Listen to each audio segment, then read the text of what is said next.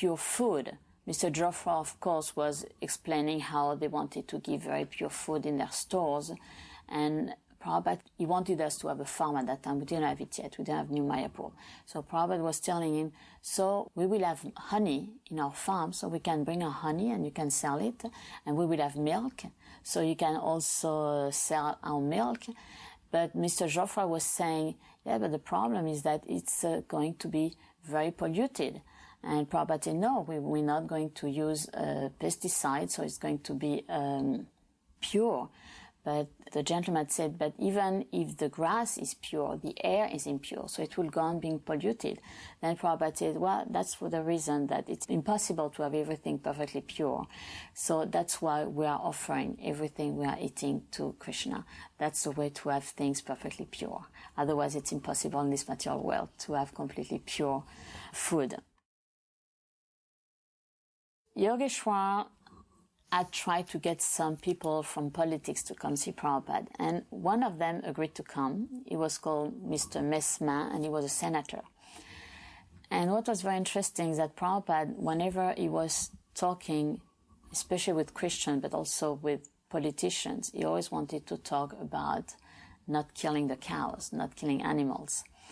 So they had a discussion, and Prabhupada was telling this gentleman that if you absolutely want to eat cows, then just wait until their natural death, and then you can eat them. And we were very surprised because it was the first time that we heard Prabhupada mentioning something like that. But he said, Prabhupada said, in that way you will always have meat to eat because there will always be cows dying and you don't have to kill them. So that was very surprising also to the gentleman, who certainly didn't put it in practice. But it was an interesting point that Prabhupada could consider, okay, if you absolutely want to eat meat, then do, but at least wait until their natural death. I remember going on a morning walk around the Bois de Boulogne, in which there are some lakes, and I remember asking Prabhupada a question. I asked several questions, but one specific question was, Srila Prabhupada, what does it mean to be humble? And his answer was really incredible. He said, humility means that you're convinced beyond any doubt that there is nothing in this world, absolutely nothing in this world, not your money, not your family, not your fame, not your gun, not your education, nothing that will save you except the mercy of Krishna. He said, when you're convinced like this, then you're humble. And that explanation really impressed me.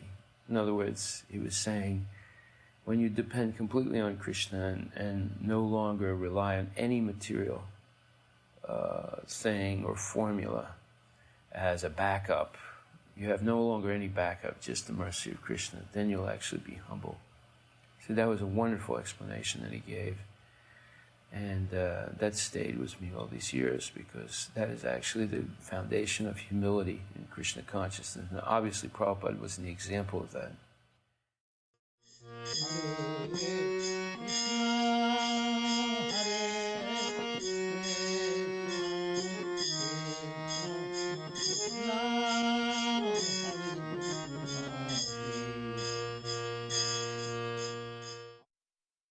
I had made friends several years before with a lady who had a circle of friends that met regularly. She had a center for esoterical and interreligious dialogue. I had